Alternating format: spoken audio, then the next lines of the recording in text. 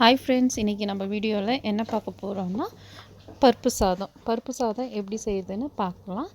அதுக்கு முன்னாடி நம்ம சேனலை சப்ஸ்கிரைப் பண்ணாதவங்க சப்ஸ்கிரைப் பண்ணிக்கோங்க.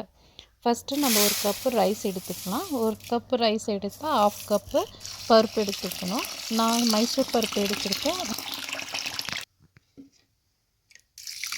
ரைஸை நல்லா வாஷ் பண்ணி ஒரு 5 நிமிஷம் தண்ணி ஊற்றி வச்சிடலாம். தாளிக்கிறதுக்கு ஒரு மீடியம் சைஸ் வெங்காயம் பொடியாக கட் பண்ணது, ஒரு தக்காளி பொடியாக கட் பண்ணது, 2 பச்சை மிளகா, தேவையான அளவு கருவேப்பிலை, ஒரு 10 பல் பூண்டு இடித்தது, கொஞ்சமாக கொத்தமல்லி. அடுத்து ஒரு குக்கரில் 2 ஸ்பூன் ஆயில் ஊற்றிக்கலாம். 1 ஸ்பூன் நெய்,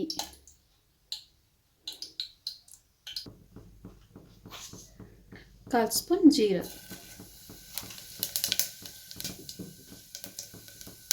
ஜீரகம் நல்லா வெடித்து வரும்போது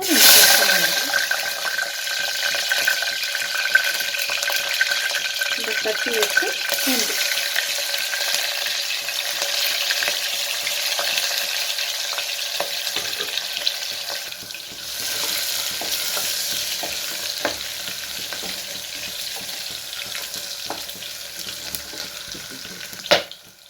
பூண்டு இந்த அளவுக்கு ஃப்ரை ஆனதுக்கப்புறம் பொடியாக கட் பண்ணி வெங்காயம்,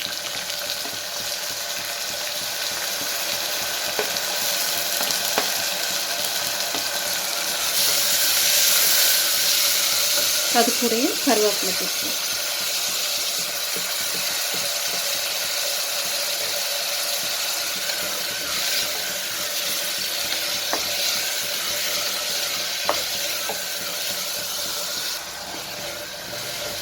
வெங்காயம் வணங்கும் போது தேவையான அளவு உப்பு சேர்த்துக்கலாம்.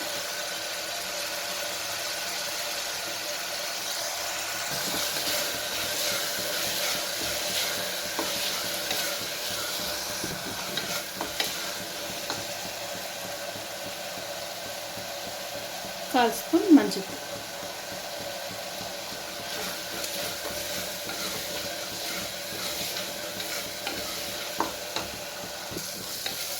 வெங்காயம் இந்த அளவுக்கு வணங்கினதுக்கப்புறம் நம்ம கட் பண்ணி வச்ச தக்காளி இது கூட சேர்த்துக்கலாம்.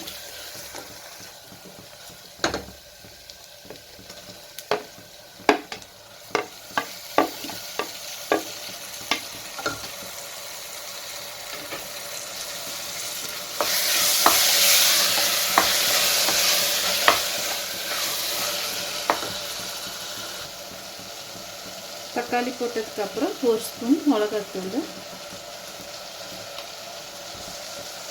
1/2 ஸ்பூன் மல்லித்தூள் ஜாஸ்தி போட வேண்டாம், மல்லித்தூள் கம்மியாக போட்டால் போதும். 1 ஸ்பூன் சாம்பார் மசாலா சேர்த்துக்கலாம். சாம்பார் மசாலா போட்டால் டேஸ்ட் நல்லா இருக்கும்.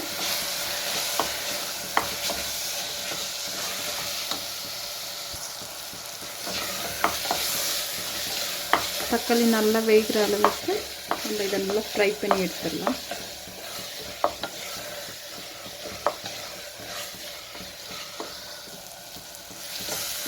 மசாலா நல்லா ஃப்ரை ஆகி எண்ணெய் பிரிஞ்சு வர ஆரம்பிச்சிருக்கு. இப்போ நம்ம வாஷ் பண்ணி வச்ச ரைஸ் இது கூட சேர்த்துக்கலாம்.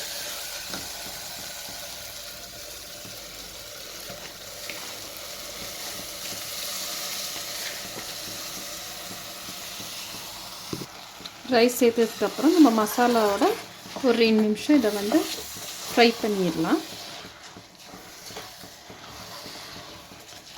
அப்போ தான் மசாலா ரைஸ் கூட ஈவனாக இருக்கும். நல்லா மிக்ஸ் பண்ணி விட்டுரு.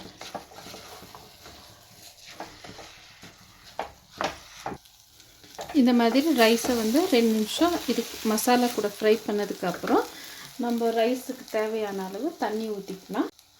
1 கப்பு ரைஸ்க்கு 2 கப் தண்ணி ஊற்றணும்.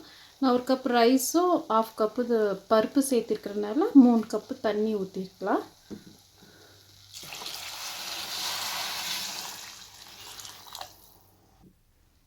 கொத்தமல்லி போட்டுக்கலாம். கொத்தமல்லி போட்டதுக்கப்புறம் நல்லா கொதி வரட்டும். கொதி வந்ததுக்கப்புறம் மூடி போட்டு ஒரு விசில் விட்டு இறக்கி எடுத்துடலாம். இந்த மாதிரி கொதி வந்ததுக்கப்புறம் நல்லா ஒரு மிக்ஸ் பண்ணி விட்டுட்டு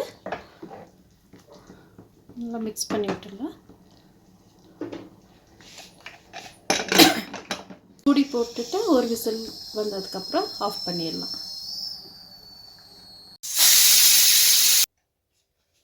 நம்மளோட பருப்பு சாதம் ரெடி ஆயிடுச்சு. இதே மெத்தடில் நீங்களும் வீட்டில் ட்ரை பண்ணி பாருங்கள். இந்த வீடியோ உங்களுக்கு பிடிச்சிருந்தால் லைக் பண்ணுங்கள், உங்கள் ஃப்ரெண்ட்ஸுங்களுக்கு ஷேர் பண்ணுங்கள், மறக்காமல் சப்ஸ்கிரைப் பண்ணுங்கள்.